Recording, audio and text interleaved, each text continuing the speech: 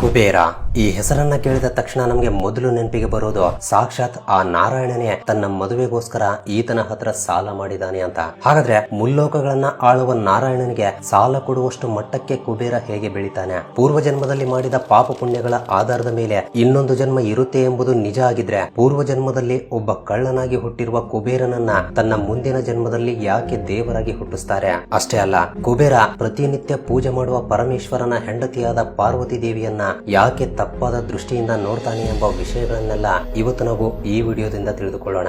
ಈ ಕುಬೇರನ ಕತೆ ತುಂಬಾ ಅಂದ್ರೆ ತುಂಬಾ ಇಂಟ್ರೆಸ್ಟಿಂಗ್ ಆಗಿರುತ್ತೆ. ಈ ಕತೆ ಒಂದು ಸೂಪರ್ ಹಿಟ್ ಸಿನಿಮಾಗೆ ಯಾವುದೇ ರೀತಿ ಕಮ್ಮಿ ಇರಲ್ಲ. ಯಾಕೆಂದ್ರೆ ಈ ಕಥೆಯಲ್ಲಿ ರಾವಣ ಮತ್ತು ಗಣೇಶನಂತಹ ಕ್ಯಾರೆಕ್ಟರ್ ಗಳು ಕೂಡ ಇವೆ. ಆದ್ರಿಂದ ಮುಂದಿನ 10 ನಿಮಿಷಗಳವರೆಗೆ ಪ್ರಶಾಂತವಾಗಿ ಕೂತುಕೊಂಡು ಈ ವಿಡಿಯೋವನ್ನ ಕೊನೆಯವರೆಗೂ ನೋಡಿ. ಹಾಗೆ ವಿಡಿಯೋ ಇಷ್ಟವಾದ್ರೆ ತಪ್ಪದೆ ವಿಡಿಯೋಗೂ ಒಂದು ಲೈಕ್ ಕೊಟ್ಟು ನಮ್ಮ ಚಾನಲ್ ಅನ್ನ ಸಬ್ಸ್ಕ್ರೈಬ್ ಮಾಡ್ಕೊಂಡು ನಮ್ಮನ್ನ ಸಪೋರ್ಟ್ ಮಾಡೋದನ್ನ ಮಾತ್ರ ಮರಿಬೇಡಿ. ಸೊ ಲೇಟ್ ಮಾಡದೆ let's get to the video.